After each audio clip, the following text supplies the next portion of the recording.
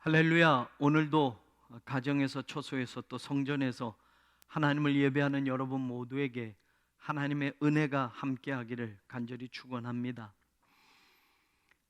히스기야는 25세에 남왕국 유다의 왕이 됩니다. 그리고 29년을 통치합니다. 그는 하나님 보시기에 정직한 왕으로 인정받았던 그런 왕이었습니다. 그가 즉위한 지 4년째에 북왕국 이스라엘에 아수르가 쳐들어와서 아수르에 의해서 북왕국 이스라엘이 멸망하는 것을 보게 됩니다. 그런데 8년 후에 바로 그 아수르는 히스기야가 통치하고 있는 남유다를 또 공격해 옵니다. 아수르 왕 산헤립이 쳐들어와서 유다의 많은 성읍들을 정복해 가는 것입니다. 유다가 이 아수르의 공격을 처음에는 당해내지 못할 만큼 궁지에 몰리게 됩니다.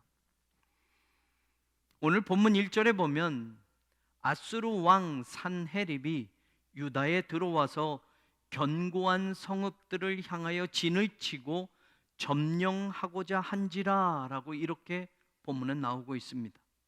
그리고 9절에서 10절을 가서 보면 그 후에 아수르 왕 산헤립이 그의 온 군대를 거느리고 라기스를 치며 그의 신하들을 예루살렘에 보내어 유다 왕 히스기야와 예루살렘에 있는 유다 무리에게 말하여 이르기를 아수르 왕 산헤립은 이같이 말하노라. 너희가 예루살렘에 애워싸여 있으면서 무엇을 의뢰하느냐라는 말이 들립니다.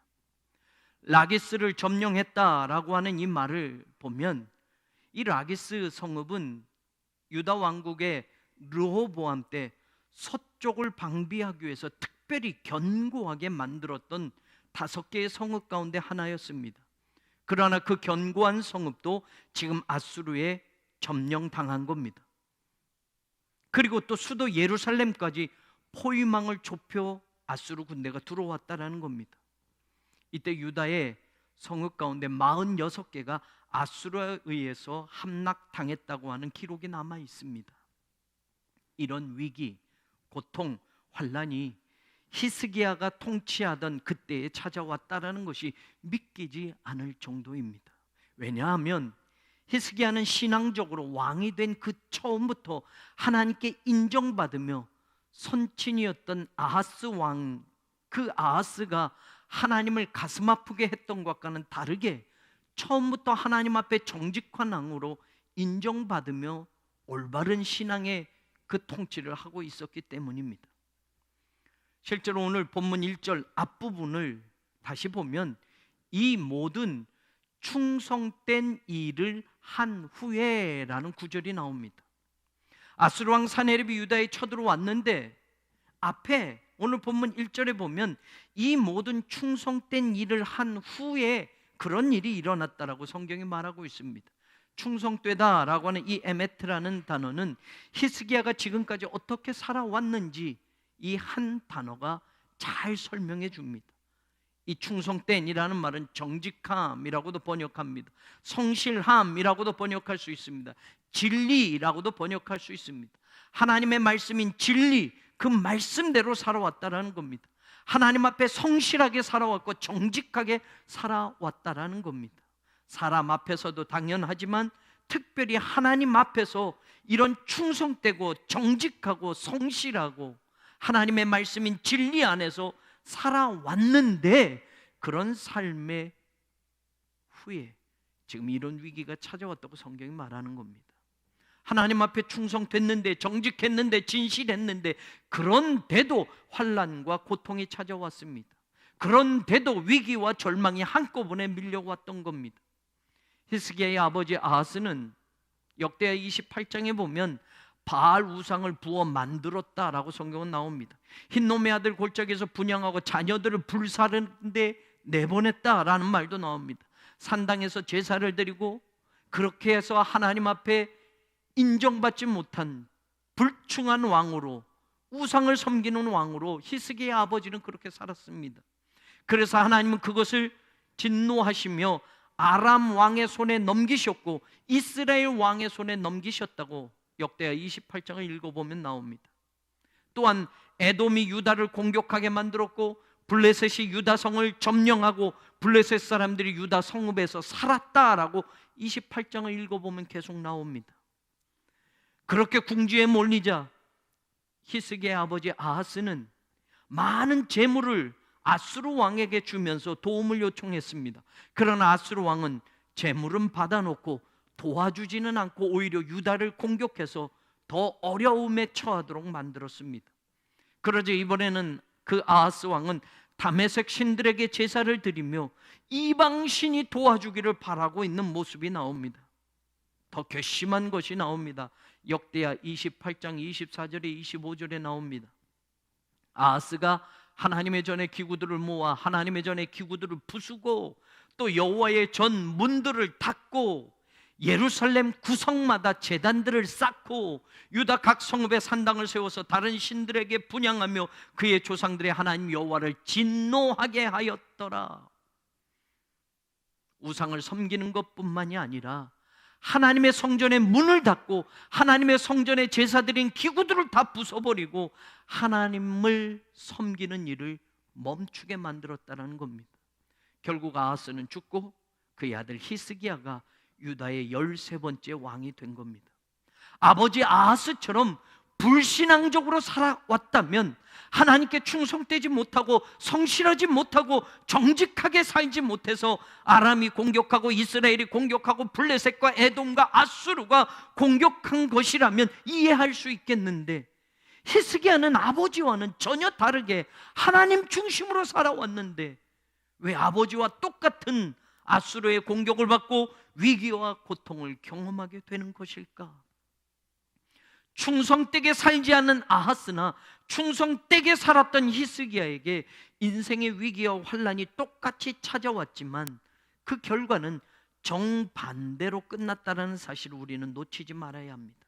신앙을 가지고 있어도 우리가 하나님을 믿어도 우리 또한 이 세상에서 하나님을 믿지 않는 사람들처럼 인생의 고통과 환란과 위기를 만날 수도 있습니다. 그러나 믿음을 지켜내는 사람과 믿음 없이 사는 세상 사람의 마지막은 분명히 다르다는 것을 우리는 알아야 합니다. 충성된 사람을 하나님의 손이 붙들어 주십니다. 충성된 사람은 하나님의 위로가 있습니다. 하나님이 주시는 최후 승리가 보장되어져 있다는 것을 믿을 수 있어야 합니다.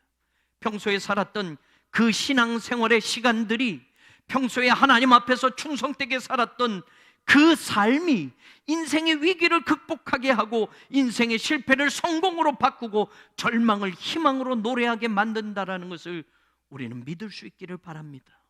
히스기야 통치 14년에 유다를 침략한 아수르는 자신들이 이스라엘을 점령한 것처럼 유다도 정복할 줄 알았습니다.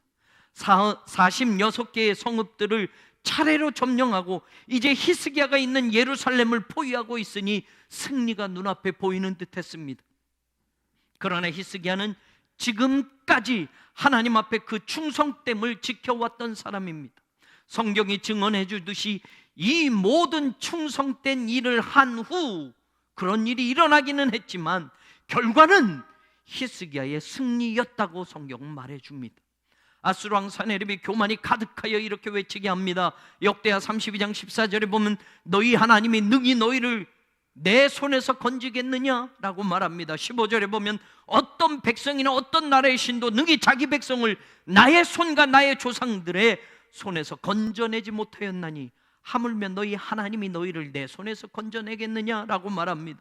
17절도 가서 보면 사네립이 또 편지를 써보내어 이스라엘 하나님 여호와를 욕하고 비방하여 이르기를 모든 나라의 신들이 그들의 백성을 내 손에서 구원하여 내지 못한 것 같이 히스기야의 신들도 그의 백성을 내 손에서 구원하여 내지 못하리라 라고 이런 불충한 말을 합니다. 19절을 가서 보면 그들이 예루살렘에 하나님을 비방하기를 사람의 손으로 지은 세상 사람의 신들을 비방하듯 하였더라. 아수르 왕 사네립은 승승장구했습니다. 북왕국 이스라엘도 멸망시켰습니다. 남왕국 유다도 자신의 손에 무너질 줄 알았습니다. 하나님 우습다고 여겼습니다. 하나님이 내 손에서 지켜내지 못할 거야 라고 외쳤던 사네립, 그러나 결과는 어떻게 되었는가? 21절에 보면 여호와께서 한 천사를 보내어 아수르 왕의 진영에서 모든 큰 용사와 대장과 지휘관들을 멸하신지라. 아수르 왕이 낯이 뜨고 그의 고국으로 돌아갔더니 그의 시내 전에 들어갔을 때에 그의 몸에서 난 자들이 거기서 칼로 죽였더라.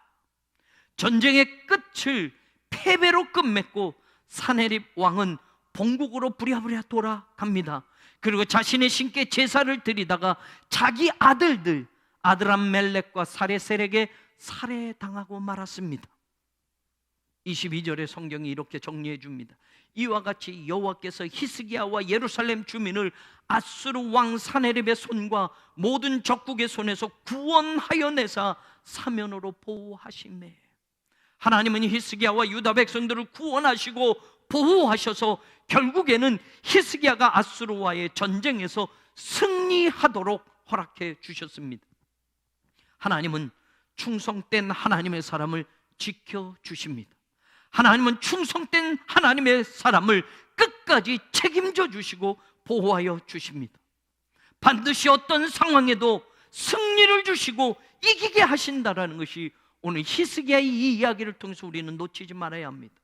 이 모든 충성된 일을 한 후에 아수르의 공격이 있었고 고통과 아픔이 있었긴 했지만 그 순간에는 이해할 수 없는 상황이 벌어졌지만 결국에는 하나님 앞에 충성된 일을 하는 사람에게 하나님은 승리를 주신다라는 것을 우리로 하여금 깨닫게 하셨습니다.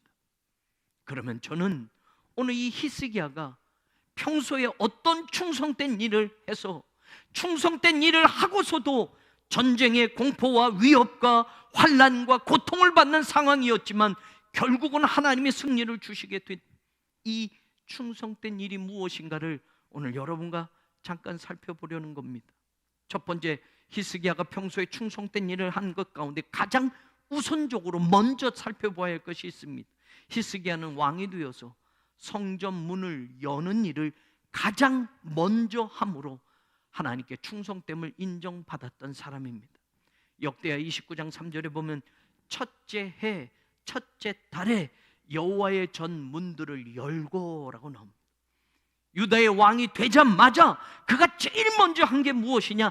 하나님의 성전 문을 열었다라는 겁니다. 그와는 반대로 역대하 28장 24절에 보면 그의 아버지가 어떤 일을 했는지 나옵니다. 아하스가 하나님의 전에 기구들을 모아 하나님의 전에 기구들을 부수고 또 여호와의 전 문들을 닫고 예루살렘 구석마다 제단을 쌓았다라고 말합니다.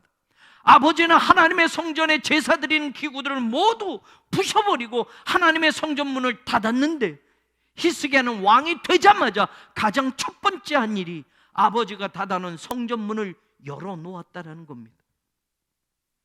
아버지 아하스가 왕이 돼서 한 일은 하나님의 성전문을 닫았던 겁니다. 무려 그가 통치하던 16년 동안 하나님의 성전문이 닫혀져 있었던 겁니다. 그때 상황에 29장 6절에 이런 말을 합니다. 우리 조상들이 범죄하여 우리 하나님 여호와 보시기에 악을 행하여 하나님을 버리고 얼굴을 돌려 여호와의 성소를 등지고 라고 히스기야가 말하는 장면입니다. 16년 동안 성전을 등진 사람, 성전을 떠난 사람, 하나님을 버리고 하나님께 얼굴을 돌린 채 살아갔던 겁니다. 자신만이면 괜찮겠지만 그 히스기야의 아버지의 행위는 다른 백성들 또한 성전으로 오지 못하도록 가로막는 일을 하고 있었던 것입니다. 유다 백성들 또한 성전을 등지고 살아가게 만들었던 겁니다. 그런 상황 속에 히스기야는 가장 먼저 16년 동안 닫혀진 성전 문들을 모두 열어놓았습니다. 성전 중심으로 그의 인생을 시작했고 왕으로서의 직임을 성전 중심으로 시작하였던 겁니다. 사랑하는 여러분, 오늘날도 마찬가지입니다. 성전 중심의 사람이 되십시오. 하나님께 얼굴을 돌리십시오.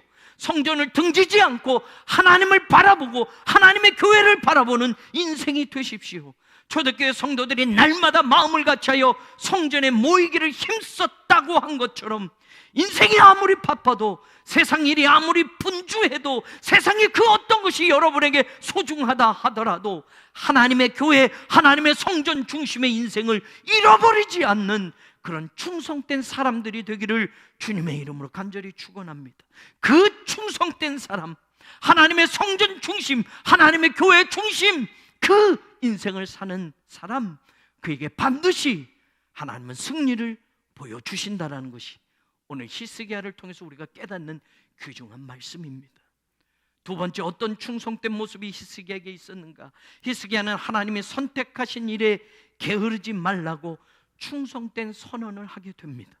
역대하 29장 4절에 보면 제사장들과 레위 사람들을 동쪽 광장에 모으고라는 구절이 나옵니다. 11절에 보면 내 아들들아 이제는 게으르지 말라. 여호와께서 이미 너희를 택하사 그 앞에 서서 수종대로 그를 섬기며 분향하게 하셨느니라. 하나님이 너희를 택하지 않았느냐? 하나님의 성전에서 일하도록 하나님이 너희에게 직분을 주시고 너희를 택하지 않았느냐? 하나님의 선택으로 하나님의 일을 맡겨주셨는데 그 귀중한 직책을 감당하며 게으른 사람이 되지 말라고 히스기야가 이야기하는 겁니다. 게으르다라고 번역된 이 단어는 범죄하다, 속이다 라는 뜻도 있습니다. 바로 이 단어 앞에 금지 명령인 R이 붙어서 뭐뭐 하지 마라 라는 것이 됩니다. 게으르지 말아라, 다른 뜻으로 범죄하지 말아라, 속이지 말아라 라는 겁니다. 그런데 여러분, 게으르지 말아라 라는 것과 범죄하다, 속이다 라는 같은 뜻을 가지고 있다고 한다면 하나님 주신 직분에 게으른 사람은 결국 하나님 앞에 범죄하는 것이라고 이해할 수도 있다는 말입니다. 하나님 주신 직분과 하나님이 맡겨주신 일에 게으른 사람, 하나님이 특별히 성전을 섬기도록 선택받은 바로 그들이 게으르면 하나님을 속이는 것이 된다는 말입니다. 우리는 여러 가지 핑계를 댈 수 있습니다. 이래서 못했고 저래서 못했습니다. 하나님이 주신 직분이 있었지만, 하나님 나를 이렇게 선택해 주셨지만 가정일이 바빠서요, 회사 일이 바빠서요. 아무리 그렇게 말을 해도 그것은 게으름은, 하나님이 맡겨주신 그 일의 게으름은 하나님께 범죄함이 되고 하나님을 속이는 것이 된다는 말입니다. 왜 그렇습니까? 하나님이 주신 직분을 감당 못하는 건 내가 능력이 없어서가 아니라는 말입니다. 하나님은 다 맞춰서 그 직분을 주셨고 선택을 하신 겁니다. 그러니 내가 무엇 때문에 핑계댈 수 없다라는 말입니다. 하나님은 속일 수 없다라는 말입니다. 하나님이 선택하셨는데 내가 그 일에 게으르다면, 내가 그 일을 끝까지 감당하지 못한다면 결국 그 게으름은 하나님께 죄짓는 범죄함으로 이해할 수 있다는 것을 이 단어를 통해서도 생각해 볼 수 있습니다. 게으르지 말자. 하나님이 너희를 선택하여 세우지 않았느냐? 하나님이 하나님의 성전을 섬기도록, 하나님을 예배하도록 너희들을 선택했고 너희들에게 그 직임을 주시지 않았느냐? 이제는 게으른 사람이 되지 말라라고 히스기야가 외칠 때에 그 말을 들은 레위 사람들, 제사장들이 달라집니다. 12절에 보면 이에 레위 사람들이 일어나니, 레위 사람들이 그 말을 듣고 게으른 그 자리에서 일어났다라는 말입니다. 15절에 보면 그들이 그들의 형제들을 모아라고 나옵니다. 자기들만 일어나고 끝나는 게 아니라 모든 형제들을 모았다라고 성경은 이야기합니다. 일어나다라는 이 단어는 일반적으로 일어난 샤캄이라는 단어를 쓰지 않았습니다. 쿰이라는 단어를 썼습니다. 결단하고 준비하고 각오하고 일어난다라는 겁니다. 이 단어는 전쟁을 하기 위해서 일어난다라고 할 때도 똑같은 쿰이라는 단어를 쓴 것을 보면 영적 전쟁처럼 지금 이 레위 사람들이 하나님이 맡겨주신 직분과 책임을 위해서 감당하기 위해서 일어났다, 각오했다, 결단했다라는 것을 알게 됩니다. 모으다라고 하는 이 단어 또한 데리고 오다라는 뜻입니다. 또 어떤 사람과는 다른 어떤 물건이나 어떤 것을 모을 때는 긁어 모으다라는 뜻이 있습니다. 단순히 그냥 사람들을 모았다라는 게 아니라 데리고 왔다라는 것이고, 그냥 모으는 정도가 아니라 긁어서 모은다라고 하면 이 단어의 함축된 것은 무엇이냐? 적극적이었다라는 말입니다. 그래서 여러분, 이 모으다라는 이 단어가 구약의 다른 곳에는 저축하다라는 단어도 쓰이고 영접하다라는 단어도 쓰입니다. 여러분, 소중히 모으는 겁니다. 열심히 모으는 겁니다. 자기들 자신들만 직분을 감당하기 위해서 일어난 것이 아니라 형제들을 모읍니다. 소중히 그들을 데려옵니다. 그들을 적극적으로 데려와서 함께 일하자고 지금 그들이 움직이고 있는 겁니다. 히스기야도 제사장들도 레위인도 모두가 하나님이 선택하신 일에 게으르지 않음으로 충성됨으로 자신들이 해야 할 일을 시작하게 되었습니다. 그동안 하나님이 택하신 일을 미뤄두고 핑계대고 시작조차 하지 않았던 그들이 이제 모두가 일어나서 사람들을 모으고 하나님 일에 부지런함으로 하나님이 맡겨주신 그 일에 적극적으로 일함으로 하나님 앞에 충성된 삶을 드리게 되었습니다. 오늘 우리에게도 마찬가지입니다. 하나님의 교회를 섬기도록 여러분을 선택해 주셨습니다. 하나님의 교회를 열심히 섬겨 나가도록 여러분을 장로로, 권사로, 집사로, 하나님의 백성으로 하나님이 선택하셨고 그 직분을 맡겨주셨습니다. 오늘 이 모습처럼 맡겨주신 직분과 사명 앞에 충성된 사람에게 승리가 약속되어진다는 것을 믿을 수 있기를 바랍니다. 여러분의 게으른 그 자리를 이제는 털고 일어나십시오. 하나님이 선택하시고 하나님이 맡겨주신 이 거룩한 직임 앞에 감당하겠다는 결단을 하고 여러분들 일어나십시오. 그 충성됨을 하나님이 인정하시고 어떤 인생의 위기와 환난이 찾아와도 그에게 반드시 승리를 약속해 주십니다. 세 번째 히스기야의 충성됨은 무엇인? 히스기야는 예배를 드리는 일을 회복함으로 하나님 앞에 충성됨을 인정받았습니다. 29장 27절에 보면 히스기야가 명령하여 번제를 제단에 드릴세라고 나옵니다. 번제를 드리는 동시에 여호와의 시로 노래하고 나팔을 불며 이스라엘 왕 다윗의 악기를 울렸다라고 나옵니다. 29장 29절도 보면 제사 드리기를 마침에 왕과 그와 함께 있는 자들이 다 엎드려 경배하니라 라고 나옵니다. 예배를 회복했습니다. 찬양과 악기 소리가 울려 퍼지며 예배가 끝날 때까지 계속 하나님께 올려지는 노래와 찬양과 악기 소리는 이어져 갔습니다.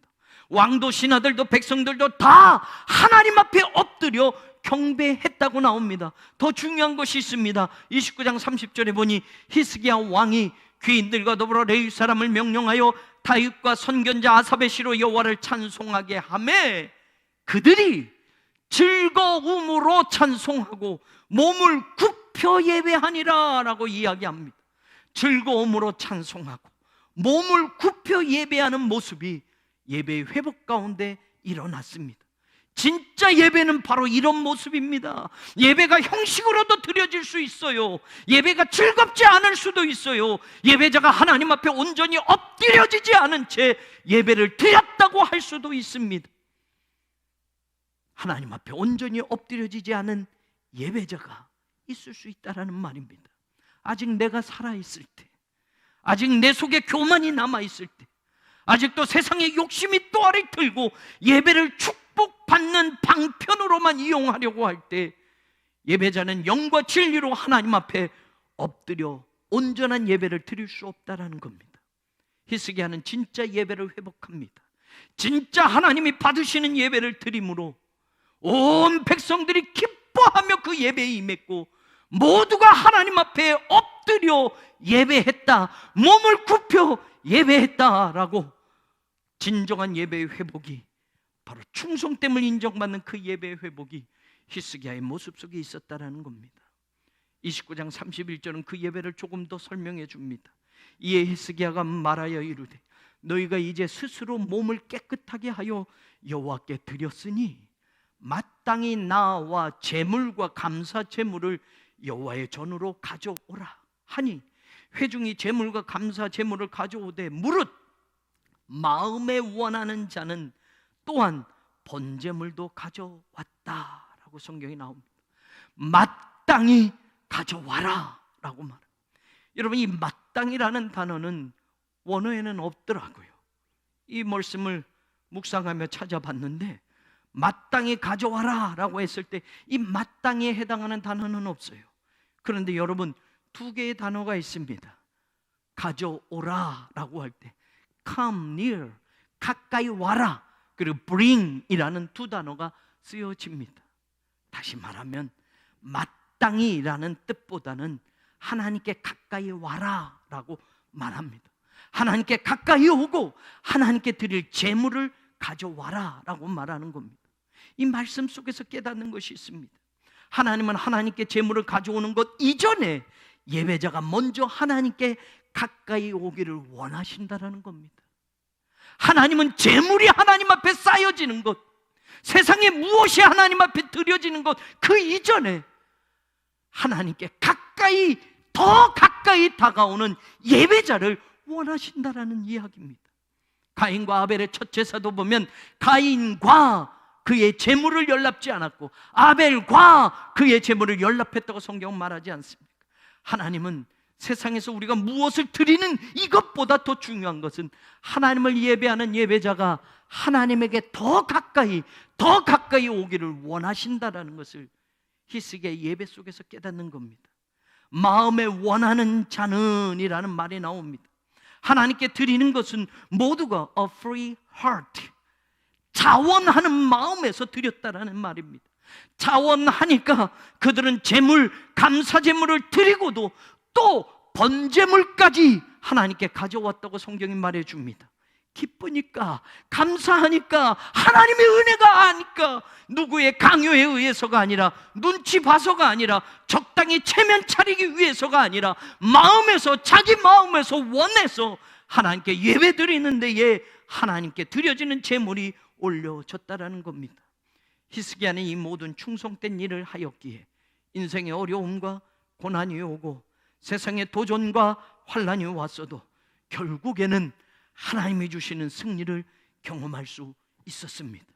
그의 믿음과 그의 신앙이 충성된 일을 감당하며 왔기에 이사야와 함께 아수르의 문제를 하나님께 기도하였을 때 하나님은 그의 충성됨을 인정하시고 그 기도에 응답하심으로 아수르를 이기게 하셨고, 산헤립이 자신의 아들들에게 살해당하도록 그 결말을 분명하게 보여주셨습니다. 히스기야의 승리는 우연이 아닙니다. 히스기야의 역전승은 어쩌다 찾아온 행운이 아닙니다. 그가 충성된 일을 하였기에 그 충성됨을 인정하신 하나님이 히스기야를 괴롭히는 아수르에게 보내는 카운터 펀치였습니다. 그 한 방으로 유다 백성들이 싸울 필요도 없이 아수르 군대가 패하게 되었고, 하나님의 이름을 모욕하고 히스기야를 비방했던 산헤립이 자신의 아들들의 칼에 쓰러졌던 것입니다. 히스기야의 승리가 오늘 우리에게도 경험되어지고 히스기야의 그 충성됨이 오늘 우리의 신앙의 여정에도 보여질 수 있기를 주님의 이름으로 간절히 축원합니다. 세상을 이기는 승리는 이것이니 바로 우리의 믿음이라는 것, 올 한 해를 끝까지 붙들고 살아가야 할 하나님의 말씀으로 여러분들이 믿고 아멘하며 이 한 해를 그렇게 살기를, 승리자의 그 노래가 우리의 노래가 되기를 주님의 이름으로 간절히 축원합니다. 하나님, 충성된 일을 한 후에 큰 위기가 찾아왔습니다. 하나님 앞에 정직히 살았는데, 하나님 앞에 말씀대로 살았는데 아수르의 공격이 있었고 그 공격 앞에 처음에는 무참히 패배하는 듯 보였습니다.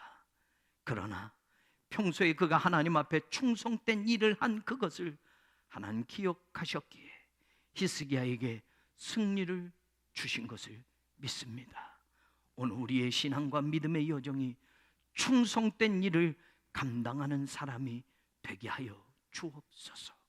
충성된 사람을 끝까지 지키시고 보호하시고 책임져 주시며 승리를 주신다는 것을 믿고 우리의 신앙과 인생의 여정을 그렇게 충성되게 살아가는 우리 성도들 되게 하여 주옵소서. 예수님 이름으로 간절히 기도 올려옵나이다. 아멘.